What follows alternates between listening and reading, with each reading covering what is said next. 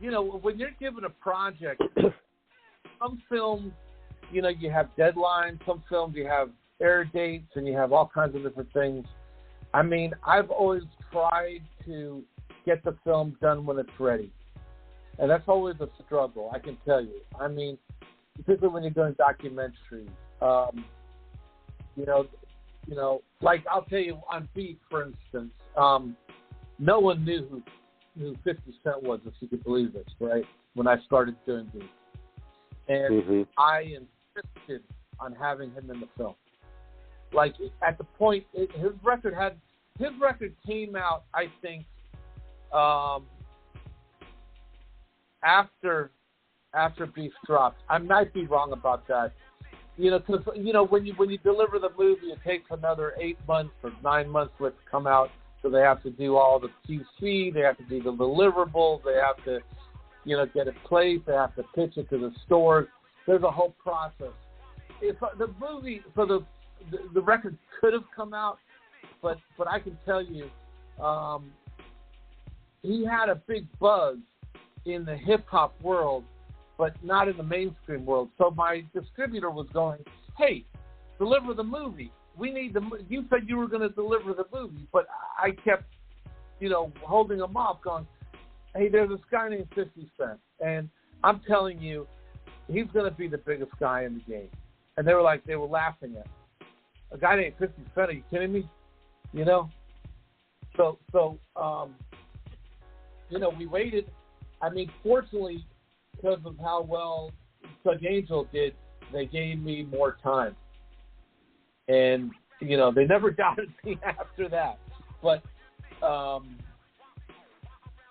it was a struggle, man. It was, it's always a push it because, they wanted to go through the system. They wanted to make money. They want their quarter to be good, And yet it's still, Peter, you got the last laugh because you saw something with 50 that, shout of course to DJ Woo Kid and Sha Money XL, who were one of the first to help, who were really the first guys to help 50 out. And of course Jam Master Jay. We cannot rest in peace. We cannot leave out Jam Master Jay because Jam Master Jay was the guy who really believed in Fifth before everybody heard of him. Sha Money XL and DJ Woo Kid will come later on in terms of help guys that was in the trenches with him. And those guys was in the trenches. Yeah. Without a doubt. Yeah, but you think about it, when 50's first mixtape hit in fall of 2002, 50 Cent is the Future, and I got it. I was blown away. We had heard him on How to Rob.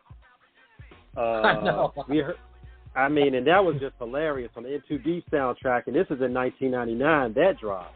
So he's still carrying the momentum from that 3 years later into his mixtape, which he would parlay into a record deal, and his album would drop in April 2003. So it's like,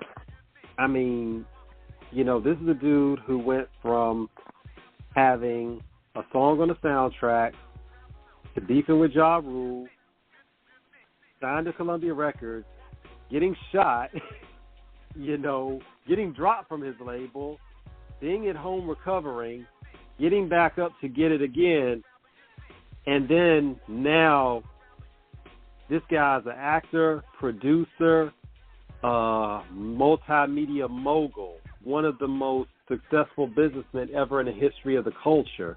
Pete, we're gonna have to get you. We're gonna have to tap you for some lottery numbers because you got a sixth sense of finding out who these people are gonna be big before everybody else does. Well, look, man. All you gotta, if you listen to the buzz on the street, right. It ain't that hard.